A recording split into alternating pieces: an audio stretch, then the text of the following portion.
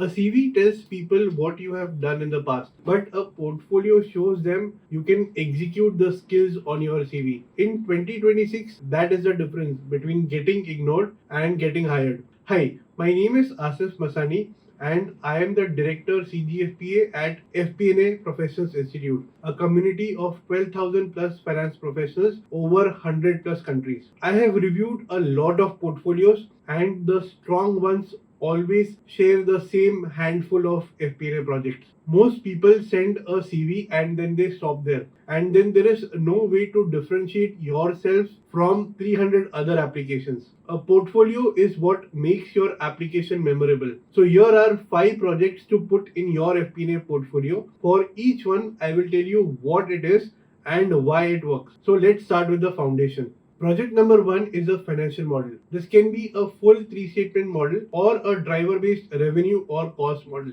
Either one works. This is the project that proves that you can actually build a financial model. It shows that you understand how revenues, costs, and cash connect together. Every FP&A role assumes that you can do this, but very few portfolios actually prove it. Now, the next project shows that you can manage cash. Project 2 is a 13-week cash flow forecast. 13 weeks, weekly buckets, cash in, cash out, and the closing balance. This is a project everyone talks about and almost no one has built it. When the money is tight, cash is the first question leadership asks about. Most FP&A analysts never build a short-term cash forecast. But if you can put one in your portfolio, you instantly look like someone who has worked close to the business. A quick note, if you want a structured, globally recognized path to build these exact skills, the CGFPA certification by FP&A Professionals Institute is designed specifically for professionals making this transition. Links are in the description.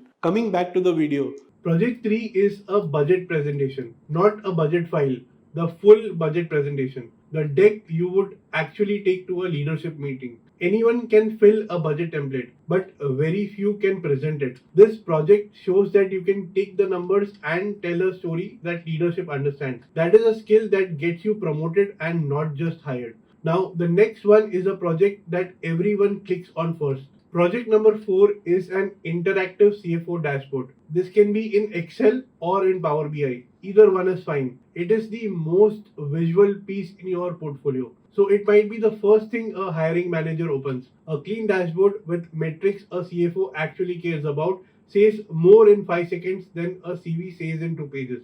If you skip this piece, you might lose your best chance of making a first impression.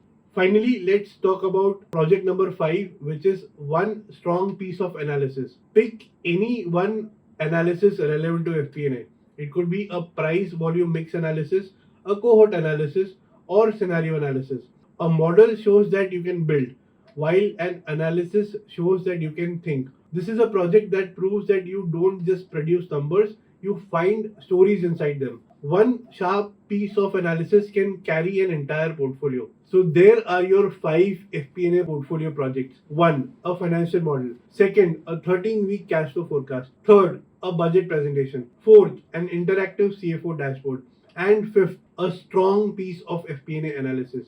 And if you want to build all 5 of this with me properly with templates, models, and feedback, that is what the CGFPA program by FP&A Professionals Institute is for. The links are in the description. But before I let you go, I wanted to discuss 3 quick questions about the FP&A portfolio I get all the time. First, how do you actually share your portfolio? I would say keep it simple. Put everything in one Google Drive folder, your model, your dashboard, and your analysis, and share the Google Drive folder link. Make sure that you set it to view only access mode. That is it. You do not need a website. Question number 2. Do you need a job in FP&A first to build a portfolio? Absolutely not. You can pick a listed company and pull the numbers from its annual report, which may look more credible than made up figures. Alternatively, you can also generate dummy data from AI and use that.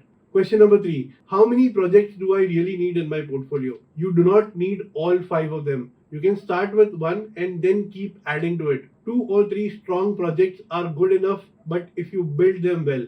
Remember, quality wins over quantity here. Do like the video and subscribe to this channel for new FP&A video every week, and let me know in the comments which project are you building first. Thank you so much for watching, and I will see you in the next video.